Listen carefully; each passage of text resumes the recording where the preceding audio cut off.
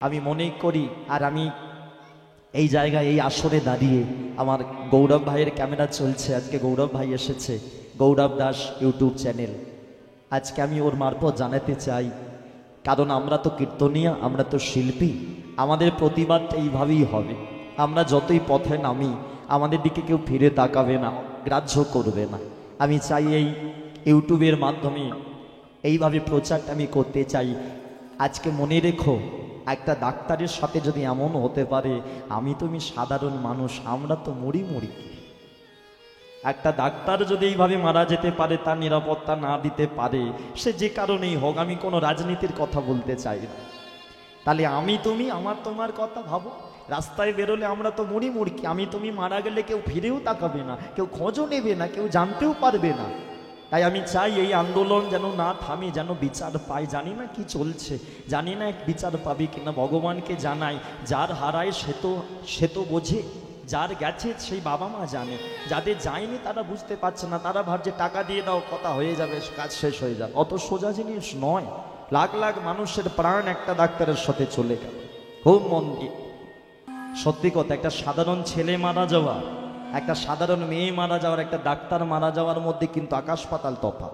যদি বলো বাবা সাধারণ মানুষের কি দাম নেই, অবশ্যই দাম আছে, জীবনের প্রত্যেকের দাম আছে। কিন্তু একটা ডাক্তারের জীবনের এত মূল্য কেন জানো? একটা ডাক্তার, যে মেয়েটার এমন হলো না, তোমরা মোবাইলে ইউটিউবে দেখেছো কিনা জানি না, ওনার প্রেসক্রিপশানের একটা ছবি আমি দেখেছিলাম একটা জায়গায়, ইন্টারনেট আমি ফেসবুকে দেখলাম প্রেসক্রিপশানের ছবি। আমার এই 27 বছর বয়সে আমি এমন কোনো ডাক্তারের, আমার দাদুকে নিয়ে আমি অনেক নার্সিংহোম ছোটাছুটি করেছি, আমার দিদাকে নিয়ে করেছি, আমি এমন কোনো দিন এমন একটা ডাক্তারের প্রেসক্রিপশান, যতটুকু শিক্ষিত হয়েছি, বিএ পাস হয়েও আমি এখনো পর্যন্ত কোনো ডাক্তারের প্রেসক্রিপশানের একটা ওষুধের নাম আমি পড়তে পারি না। আমি জানি এখানে আমার থেকে শিক্ষিত যারা আছো, এমএ পাস টিএ পাস যারা আছো, তোমরাও আমি জানি পারো না। যতই শিক্ষিত, একটা ডাক্তারের প্রেসক্রিপশান পড়তে আমরা পারি না। কিন্তু যে মেয়েটা চলে গেল, ডাক্তার চলে গেল, তার প্রেসক্রিপশানের ছবিটার দিকে তাকালে না চোখে জল এসে যাবে, যে কাকে আমরা হারিয়েছি। হ্যাঁ, প্রত্যেকটা ওষুধের নাম পরিষ্কারভাবে লেখা রয়েছে বাংলাতে। তার সাথে তার তলায় আমরা ওষুধের দোকানে কিনতে গেলে ওষুধ খামের ওপরে লিখে দেয় এটা সন্ধে খাবে, এটা সকালে খাবে। ওই ডাক্তার দিদি ভাই প্রেসক্রিপশানে লিখে দিত এটা সন্ধে খাবে, সকালে খাবে, যাতে কোনো সাধারণ মানুষকে কেউ ঠকাতে না পারে। তাহলে সেই মানুষটা, সেই দিদি ভাই চলে গেল। কত বড় ডাক্তার, কত ভালো ডাক্তার, বেঁচে যদি থাকতো না, হাজার হাজার লাখ লাখ মানুষ তার দ্বারা উপকৃত হতো। কিন্তু একটা প্রাণীর দ্বারা শুধু একটা মেয়ে গেল না গো, কথাটা খুব প্রাণে লাগে। আমার এত কষ্ট লেগেছিল। সবাই বলছে একটা মেয়ের জন্য, কিছু কিছু মানুষের মুখে শুনি একটা মেয়ের জন্য এত কিসের আন্দোলন, একটা ডাক্তারের জন্য এত কিসের মাথা ব্যথা। না, শুধু একটা মেয়ে নয়, ওই একটা ডাক্তারের দ্বারা লাখ লাখ মানুষের জীবন বাঁচাতে পারত। তার মানে একটা ডাক্তার গেল মানে লাখ লাখ মানুষ ওর সাথে মারা গেল। ও মনে রাখবে, মাথায় রাখবে। আমি মনে করি আর আমি এই জায়গায় এই আসরে দাঁড়িয়ে আমার গৌরব ভাইয়ের ক্যামেরা চলছে। আজকে গৌরব ভাই এসেছে, গৌরব দাস ইউটিউব চ্যানেল। আজকে আমি ওর মারফত জানাতে চাই, কারণ আমরা তো কীর্তনিয়া, আমরা তো শিল্পী, আমাদের প্রতিবাদ এইভাবেই হবে। আমরা যতই পথে নামি আমাদের দিকে কেউ ফিরে তাকাবে না, গ্রাহ্য করবে না। আমি চাই এই ইউটিউবের মাধ্যমে এইভাবে প্রচারটা আমি করতে চাই। আজকে মনে রেখো, একটা ডাক্তারের সাথে যদি এমন হতে পারে, আমি তুমি সাধারণ মানুষ, আমরা তো মরি। একটা ডাক্তার যদি এইভাবে মারা যেতে পারে, তার নিরাপত্তা না দিতে পারে, সে যে কারণেই হোক, আমি কোনো রাজনীতির কথা বলতে চাই না। তাহলে আমি তুমি আমার তোমার কথা ভাবো। রাস্তায় বেরোলে আমরা তো মরি, আমি তুমি মারা গেলে কেউ ফিরেও তাকাবে না, কেউ খোঁজও নেবে না, কেউ জানতেও পারবে না। তাই আমি চাই এই আন্দোলন যেন না থামে, যেন বিচার পাই। জানি না কি চলছে, জানি না বিচার পাবি কিনা, ভগবানকে জানাই। যার হারায় সে তো বোঝে, যার গেছে সেই বাবা মা জানে, যাদের যায়নি তারা বুঝতে পারছে না। তারা ভাবছে টাকা দিয়ে দাও, কথা হয়ে যাবে, কাজ শেষ হয়ে যাবে। অত সোজা জিনিস নয়। লাখ লাখ মানুষের প্রাণ একটা ডাক্তারের সাথে চলে গেল। খুব মন দিয়ে তো সেই জন্য আজকে এবছর আমাদের বাঙালির বড় উৎসব দুর্গোৎসব। জানি না এবছর দুর্গাপূজা কি হবে, জানি না উৎসব কি হবে। এই যে মন দিয়ে এই জায়গাটা ভালো করে, এই যে দুর্গাপুজো হয় বড় উৎসব, বিয়ে বাড়ি যেমন একটা উৎসব। বিয়ে বাড়ি বাঙালির 12 মাসে 13 পার্বণ, তার মাঝে বছরে যদি দু একটা বিয়ে বাড়ি পড়ে যায় সেটা নিয়েও দেখবে আমাদের বিরাট বড় উৎসব। কিন্তু তার মাঝে কিন্তু দুর্গাপুজোর থেকে বড় উৎসব আর কিছু হয় না। এই যে দুর্গাপুজো হয়, দুর্গা ঠাকুর আমরা দেখতে যাই, সামনে দুর্গাপুজো আছে। কথাগুলো বলছি কেন, তোমাদের জানানোর জন্য, খুব জানানোর জন্য। কথাগুলো আমরা জানি, অনেকে জানি না। এই যে সামনে দুর্গাপুজো, বড় পুজো, তোমরা ঠাকুর দেখতে গেছো, মাঝখানে মা দুর্গা 10 হাতে ত্রিশূল নিয়ে মহিষাসুরকে, আর তার পায়ের কাছে রয়েছে যার পিঠের ওপরে মা দুর্গা দাঁড়িয়ে থাকে, কে গো সেটা? হ্যাঁ, বড় মতো চেহারা, বনের পশু, বনের রাজা, কে গো? সিংহ। এবারে তার একদিকে রয়েছে লক্ষ্মী গণেশ, আর একদিকে সরস্বতী কার্তিক। এবারে বলো, সবাই আমরা বলি দেবী দুর্গার বাহন হলো, সামনে দুর্গাপূজা, ভালো করে কথাগুলো শুনে রাখো, জেনে রাখো, কথাগুলো খুব কাজে লাগবে। সবাই বলি দেবী দুর্গার বাহন হলো সিংহ। আচ্ছা, সিংহ যদি দুর্গা দেবীর বাহন হয়, তাহলে প্রত্যেক বছর আমরা পাঁজি খুলে ক্যালেন্ডারে দেখতে পাই দেবী এলো এবছর দোলায় চড়ে, গেল এবছর হাতিতে চড়ে, এলো এবছর ঘটকে ঘোড়ায় করে, গেল এবছর কি গো নৌকাতে করে, বলি না? তাহলে সিংহ যদি বাহন হবে, কেন দোলাই করে আসবে, কেন ঘোড়াই করে আসবে, কেন হাতিতে করে আসবে, নৌকা করে আসবে, সিংহ নিয়ে আসবে? বলে শোনো, এই যে আমরা বলি দেবী দুর্গার বাহন হলো সিংহ না, এই যে কার্তিকের বাহন ময়ূর না, এগুলো বাহন নয়। যদিও তুমি বাহন ধরো, সিংহ নয়, বড় সড়ো চেহারা, সে মা দুর্গাকে বয়ে নিয়ে যেতে পারবে। আচ্ছা, গণেশ তো এত বড় বড়িওলা, ওকে কি ইঁদুর নিয়ে যেতে পারবে? তাহলে বলে এগুলো এ দেবদেবীর বাহন নয়। দেবী দুর্গার সিংহকে রাখা হয়েছে চরণ তলে। কেন? বাহন মানে দেবী দুর্গার গুণটাকে যে বহন করে। সিংহর যেমন স্বভাব, সিংহর কি রাগ, সিংহর শক্তি, সেই একেবারে সেই রূপটাকে বহন করছে। মা দুর্গা অসুরদের সঙ্গে যখন যুদ্ধ করলো, যে রূপ, যে রাগ, যে ক্রোধ, যে শক্তি নিয়ে অসুর দমন করেছিল, সিংহ রূপ হয়ে পায়ের কাছে এসে মায়ের সেই রূপটাকে আমাদের চোখের সামনে তুলে ধরেছে। নিতাই গৌর প্রেমানন্দে হরি বল, হরি বল, হরি বল। হ্যাঁ, আর তার পাশে মা দুর্গার ডান দিকে রয়েছে কে গো? পাশে ডান দিকে লক্ষ্মী। লক্ষ্মীর পায়ের কাছে কে থাকে? লক্ষ্মীর পায়ের কাছে গণেশ। গণেশ পেঁচা থাকে। ও কিন্তু একাই 440। হ্যাঁ, লজ্জা টজ্জা নেই, ও সব চাপ নাই। তাহলে লক্ষ্মীর বাহন পেঁচা। পেঁচা দেখবি অন্য পাখিদের থেকে একটু আলাদা, পেঁচা কিন্তু লুকিয়ে লুকিয়ে থাকে।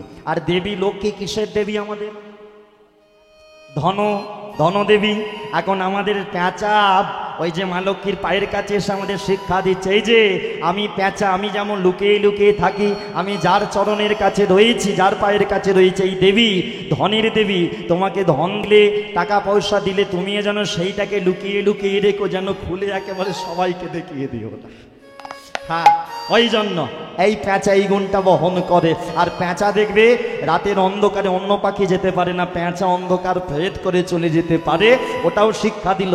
বলে দেবী লক্ষ্মীর আরাধনা তোমরা করো, তাহলে আমার মতো অন্ধকার ভেদ করে যেতে পারবে। মা লক্ষ্মীর কৃপা হলে ধন সম্পদ পাবে, আর ধন সম্পদ পেলে তুমি জীবনে আরাম যেমন করতে পারবে, তুমি ভগবানের পথেও কিন্তু টাকা পয়সা কাজে লাগিয়ে ভগবানের কৃপাও কিন্তু তুমি পেতে পারবে। তাই গৌর হরি বল, হরি বল, হরি বল। তার পাশে রয়েছে গণেশ। গণেশের পায়ের কাছে থাকে ইঁদুর। ইঁদুরের ধরেছে কেন, ইঁদুর রেখেছে কেন, এখানে বোঝাচ্ছে। বলে ইঁদুরকে যদি একটা জাল ফেলে দেওয়া হয় ইঁদুরের উপরে, ইঁদুর দেখবে সারা রাত ধরে সেই জাল ঠিক কুটকুট করে কেটে বাইরে চলে আসবে। এখানে আমাদের শিক্ষা দিল গণেশের আর একটা নাম আছে, সিদ্ধিদাতা গণেশ। বলে আমি ইঁদুর, আমি যেমন জাল ফেলে দিলে আমি যেমন কেটে বেরিয়ে যেতে পারি, আমার দেবতা গণেশ ঠাকুরের তোমরা পুজো করো। গণেশের কৃপায় তোমাদের উপরে যারা অবনতির জাল বেছাবে, তোমাদের সামনে যারা বাধার জাল সৃষ্টি করবে, আমার প্রভুর কৃপায় তোমরা আমার মতো সেই জাল কেটে এগিয়ে যেতে পারবে। হরি বল, হরি বল। এবারে বাঁদিকে সরস্বতী দেবী। সরস্বতী দেবীর বাহন মানে পায়ের কাছে থাকে রাজহাঁস। তোমরা এটা শুনেছ নিশ্চয়ই, রাজহাঁসকে দুধ আর জল পাইল করে দিলে রাজহাঁস, জানো তো? হ্যাঁ, দুধটাকে খেয়ে নেয়, জলটাকে রেখে দেয়। বলে রাজহাঁস বোঝাতে চাইছে তোমরাও আমার দেবীকে আরাধনা করো, সরস্বতী মাকে আরাধনা করলে শিক্ষিত হবে, শিক্ষা হবে। আর এই সমাজে কোনটা দুধ ভালো জিনিস, কোনটা জল আমার কাজে লাগবে না, সেটা তোমরা আলাদা করে বিচার করতে পারবে। নেতাই গৌর হরি। হরি বল হরি বল। এই জন্য রাজহাঁস নিয়েছে একেবারে পরিপূর্ণ। এবারে রয়েছে বাঁদিকে একদম ধারে কার্তিক। কার্তিকের পায়ের কাছে কে থাকে? ময়ূর। বলে ময়ূর এমন একটা আমাদের জাতীয় পাখি না? ময়ূর এমন একটা পাখি, মৃত্যুর আগের দিন পর্যন্ত ময়ূরকে ওই সুন্দর দেখতেই থাকে। আর কার্তিকও হলো চিরযুবা, ও কোনোদিন বয়স হবে না। হ্যাঁ, কার্তিকের বিবাহ হয়নি। কার্তিক যেমন চিরযুব সৌন্দর্যের প্রতীক, সেই প্রভুর সৌন্দর্যের প্রতীক বহন করছে ময়ূর। কার্তিক যেমন দেব সেনাপতি, লড়াই ভালো করতে পারে, ময়ূরও তেমন পাখিদের মধ্যে ভালো লড়াই করতে পারে। সেই দেব মানে কার্তিক দেবতার একেবারে গুণগুলোকে বহন করছে ময়ূর। এগুলো কোনো বাহন বয়ে নিয়ে যাবার নয়, দেবদেবীর গুণগুলোকে বহন করে, এই জন্য এদেরকে বাহন বলেন। তাই গৌর প্রেমানন্দ হরি বল হরি বল। তাই আজকে বড় উৎসব চলছে, বাঙালির বড় উৎসব সামনে দুর্গাপুজো। আর আজকে সুধান্যর জীবনে বড় উৎসব চলছে কি? বিয়ে হলো, বউ ঘরে আসবে, বউকে নিয়ে কি করবে গো? হরিনাম করবে। দলটা ভারী হবে, একা করতো। আয়, ওই বউকে নিয়ে ঘরে আসছে, চলো সবাই মিলে একেবারে পালকি চেপেছে, পালকিতে করে ঘরের দিকে রওনা দিল। পালকিতে করে যাচ্ছে, সুদান্য আছে, সুপ্রভা বসে আছে পাশাপাশি। সুদান্য মনে মনে ভাবছে ঘরে যাই, তারপরেই বউকে শিখিয়ে পড়িয়ে নিয়ে হরিনাম।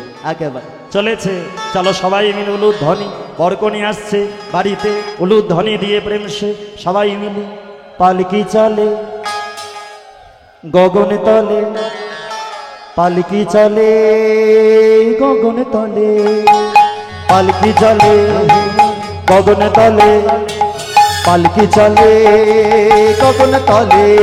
আরে পালকি উলুধ্বনি দিয়ে গগন দলে, আরে পালকি চলে গগন দলে। হোন রে হোনা, হোন রে হোনা, উলুধ্বনি দিয়ে হোনা, হোন রে হোনা।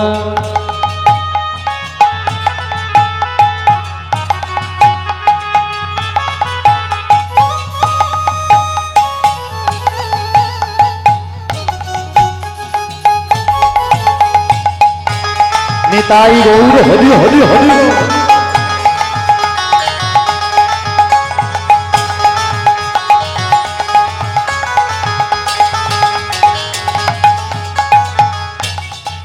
যারা পালকি নিয়ে যায়, তোমরা শুনেছ কি বলে? হ্যাঁ, কি বলতে বলতে যাই গো। হ্যাঁ, হন হোনা রে হন হোনা, হন হোনা রে হন হোনা, হন হোনা রে হন হোনা, হন হোনা রে হন হোনা।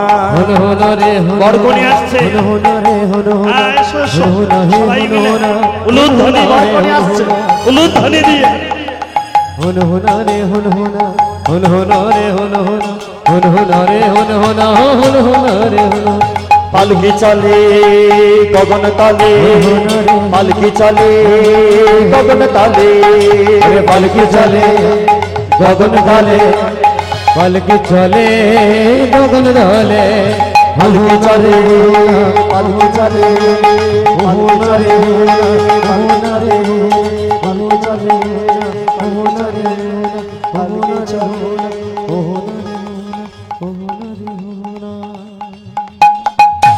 বলো রাধা মাধবী কি, রাধা মাধবী কি। বউ এসে গেল, সব কোথা গেল বলো তো? আরে এসে একবার জোরে বলো রাধা মাধবী কি। বউ এসেছে কি, বউ এসছে কি জয়। সুদান্য বিয়ে করে বউ মারলো, ঘরে এলো। এবারে বলো বিয়ের পরের দিনটা কি দিন? জোরে বলো। বিয়ের পরের দিনটা জোরে বলো। তাহলে আবার কি বলে দেখো বাচ্চারা। কি গো বিয়ের পরের দিনটা কি দিন? তোর হয়েছে তুই জানিস? ও চিৎকার করছে ফুলসজ্জা ফুলসজ্জা।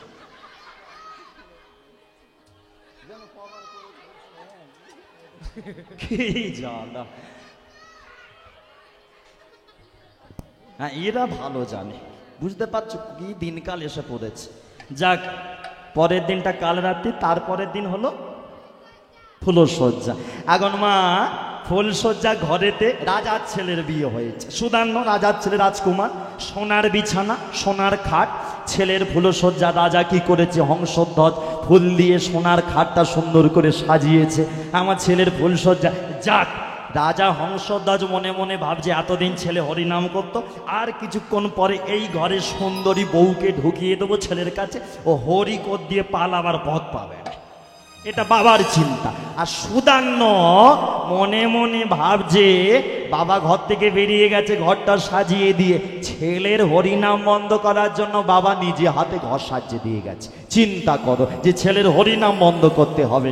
বাবা বাইরে গেল, সুদান্য ঘরে এলো, খাটের উপরে বিছানায় বসে বসে সুদান্য মনে দূর ভাল লাগে না, এরা সব আমাকে পাগল করে, এই বস, মাথা খারাপ করে দিচ্ছে। হ্যাঁ গো, সেই বিয়ের দিন সকাল থেকে খালি বলে হলুদ মাখো, খালি বলে টোপর পরো, খালি বলে সিঁদুর এই সিঙ্গার করো, এই করছে খালি আমাকে নিয়ে। হ্যাঁ, কাল রাত্রি গেল, খালে বলে বউয়ের দিকে তাকানো যাবে না, আমি বউকে নিয়ে কোথাও হরিনাম করব। আজকে ফুলসজ্জা, না তোমাদেরকে বলিনি, সুদান্য বলছে, সুদান্য মনে মনে বলছে যে আজকে ফুলসজ্জা, সকাল থেকে খালি এ আসছে সে আসছে, খালি খাওয়ার খাওয়া। আমার 3 দিন ধরে হরিনাম বন্ধ হয়ে গেল। যাক, আমি শুনলাম আর কিছুক্ষণ পরে এই ঘরে আমার ফুলসজ্জা, আমার বউ আসবে, তাহলে বউ তো কিছুক্ষণ বাদেই আসবে, আমি বউ আসার আগে থেকে একটু শুরু করে দিই হরিনাম। 3 দিন করা হয়নি, আমি একটু এগিয়ে রাখি, বউ আসলে জুড়ে নেবো একসাথে। কি বউ যতক্ষণে আসবে আমি শুরু করে দিই। ওই খাটে বসে বসেই ফুলসজ্জার ঘরে ফুল দিয়ে সাজানো খাটে বসে সুদান্য, কত বড় ভক্ত দেখো, ওই খাটে বসে আমার বউ আসছে, আসুক, যখন আসবে এর ওর সাথে কথা বলে বলেই শেষ, হরিনাম করার আর সময় নেই। বউটা আসুক, বুঝিয়ে দেবো, আমি শুরু করি। আর ওই খাটে বসে বসে কৃষ্ণ কৃষ্ণ বলে মুখে, কৃষ্ণ কৃষ্ণ বলে মুখে, কৃষ্ণ কৃষ্ণ ধরে দিয়ে মুখে, কৃষ্ণ কৃষ্ণ বলে মুখে, কৃষ্ণ কৃষ্ণ কৃষ্ণ কৃষ্ণ বলে মুখে, কৃষ্ণ কৃষ্ণ বলে মুখে, কৃষ্ণ কৃষ্ণ বলে মুখে, কৃষ্ণ কৃষ্ণ বলে মুখে, কৃষ্ণ কৃষ্ণ বলে মুখে, কৃষ্ণ কৃষ্ণ বলে মুখে, নামে বুক ভরে যায় অভাব মেটা, বুক ভরে যায় অভাব মেটায়, নামে বুক ভরে যায় অভাব মেটায়, বুক ভরে যায় অভাব মেটা, নামে বুক ভরে যায় অভাব মেটায়, স্বভাব জাগায় মহাসুখে, কৃষ্ণ কৃষ্ণ বলে মুখে, কৃষ্ণ কৃষ্ণ বলে মুখে, কৃষ্ণ কৃষ্ণ বলে মুখে, কৃষ্ণ কৃষ্ণ বলে মুখে, কৃষ্ণ কৃষ্ণ। হ্যাঁ এসো, আরে এই দিক দিয়ে,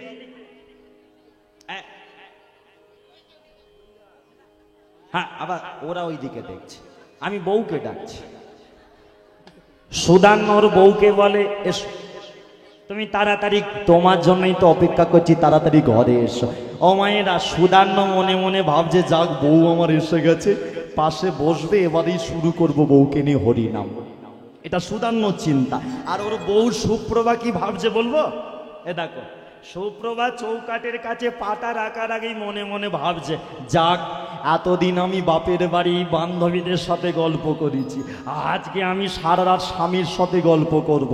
আর আজকেই আমি যদি মনের মিল হয়ে যায়, আজকে রাত্রেবেলায় আমি স্বামীকে বলে দেবো যেন আমাকে সুইজারল্যান্ডে ঘোরাতে নিয়ে যায়, যেন আমাকে দীঘায় নিয়ে যায়, পুরী নিয়ে যায়। আচ্ছা এবারে বলো কিরাম ব্যাপারটা দাঁড়ালো। সুদান্য ভাবছে বউ আসবে, হরিনামই করব, আর সুপ্রভা ভাবছে স্বামীকে নিয়ে সুইজারল্যান্ড যাব। দুজনে দু পথের হয়ে গেছে। সুদান্য তখনও ব্যাপারটা জানে না। সুপ্রভা ঘরে ঢুকছে, এসো তাড়াতাড়ি বসো। সুপ্রভা বসেছে। সুদান্য বলে ঘোমটাটা তুলি, একবারও তো তোমার মুখই দেখতে পেলাম না, কত তোমার এই বিয়েটা করে পড়লো মুখ দেখা হলো নি, একবার তুলি ঘোমটা। সুপ্রভা বলে আমি তো তোমার, তুমি তো আমার, তোলো ঘোমটা। ঘোমটাটা তুলে দেখে, আহা যেমন তোমার নাম তেমন তোমার রূপ, কি সুন্দর তোমায় দেখতে। যাক সুপ্রভা তোমাকে দেখতে ভারী সুন্দর। আচ্ছা বলছি অনেক রাত হয়ে গেছে, এবারে শুরু করি নাকি? আচ্ছা খারাপ ভেবো না। ফুলসজ্জা ঘরে স্বামী যদি তার স্ত্রীকে বলে শুরু করব, স্ত্রী কি ভাববে? তাই না?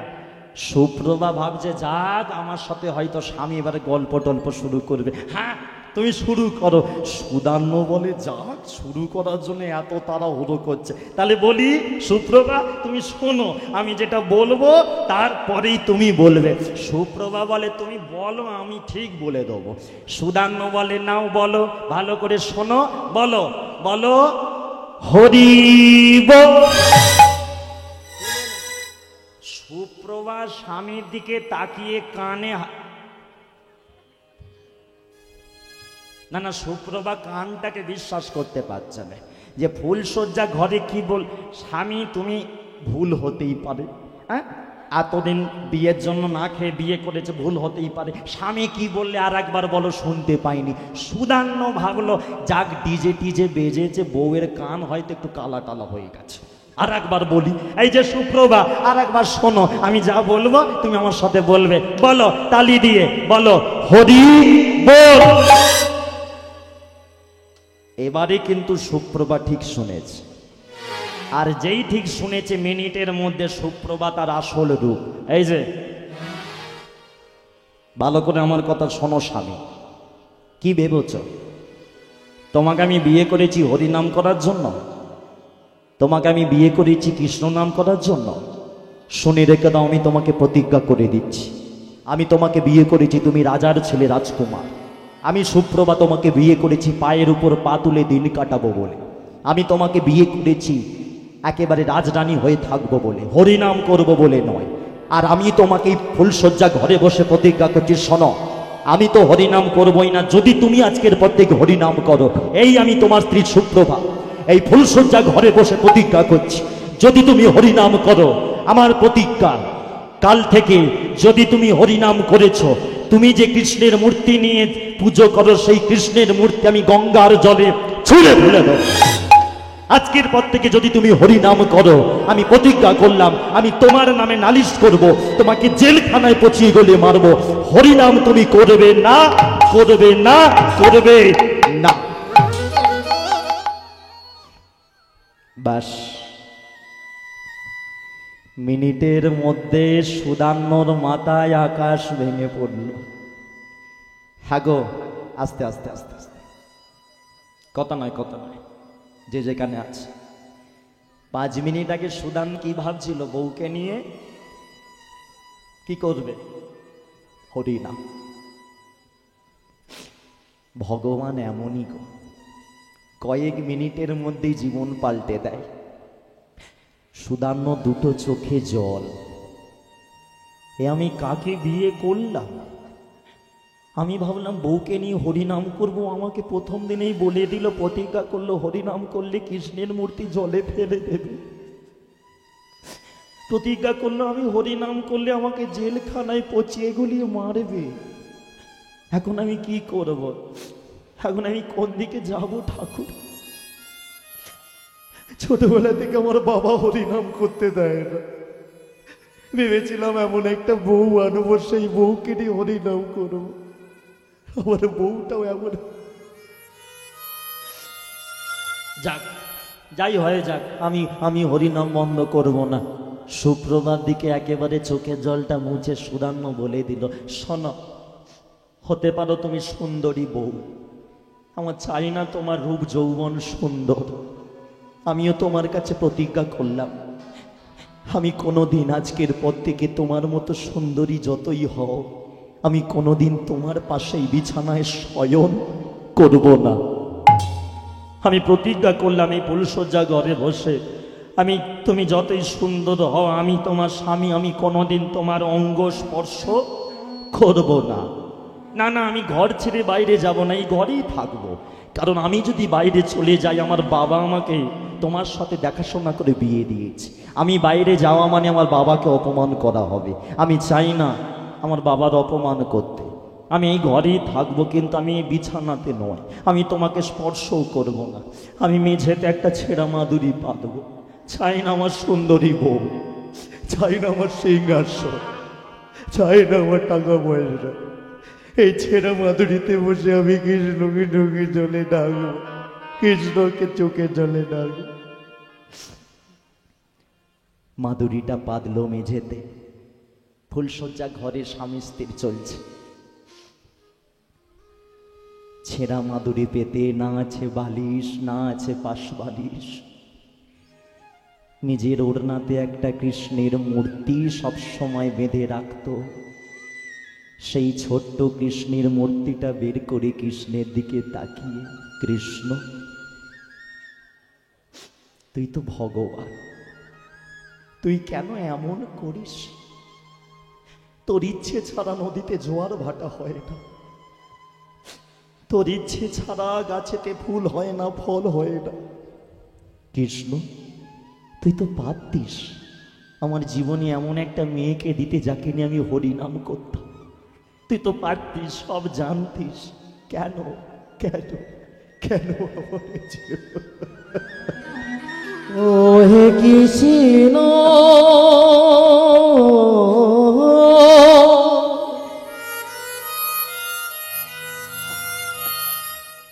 ও হে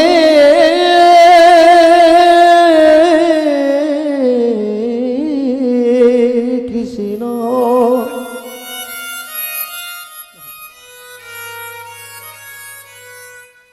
ও হে কৃষ্ণ,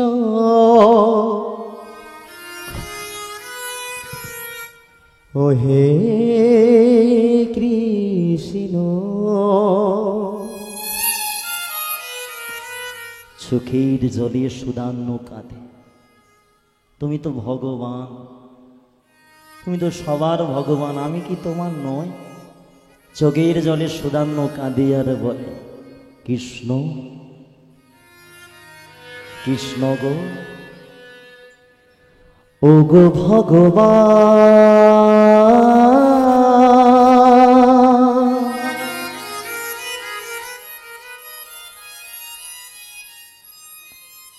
আমি কি তোমার নয়?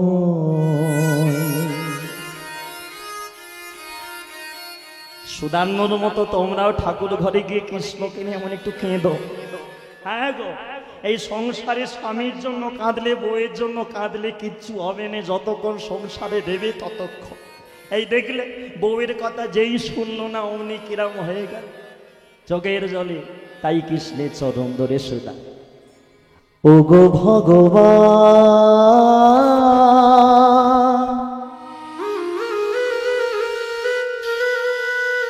আমি কি তোমার নয়?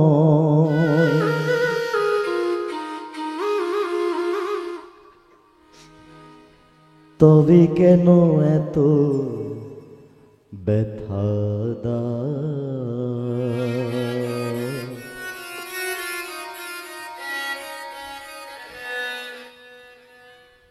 তবে কেন এত ব্যথা দাও?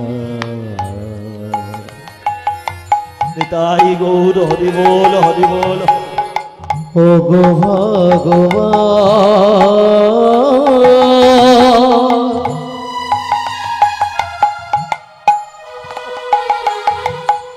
আমি কি তোমার না?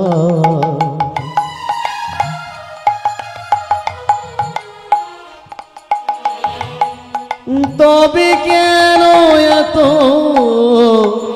ব্যথা দাও?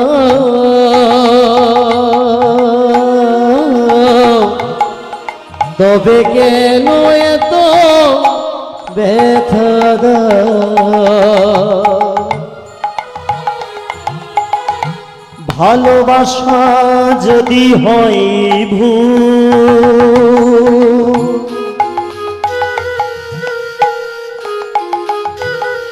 ছেড়ে যেতে হয় সবই ভালোবাসা যদি হয় ভুল, ছেড়ে যেতে হয় সবই ভালোবাসা যদি হয় ভুল,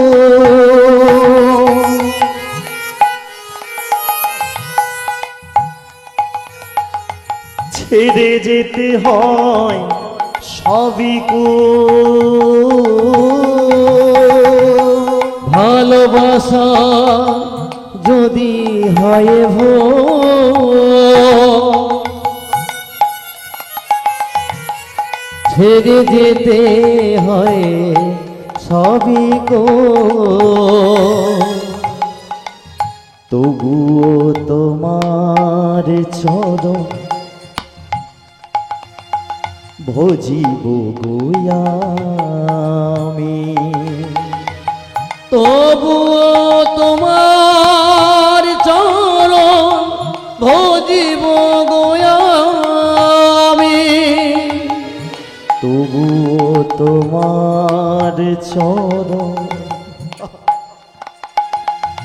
ভজিব গোয়ামি। তবুও তোমার চরণ ভজিব গোয়ামি। পড়িয়া থাকিব তোমার চরণেতে আমি। ওগো ভগবান নিতাই গৌর তোমার নয়, তবে কেন এত ব্যথা দাও? তবে কেন এত ব্যথা দাও? তবে কেন এত ব্যথা দাও? তবে কেন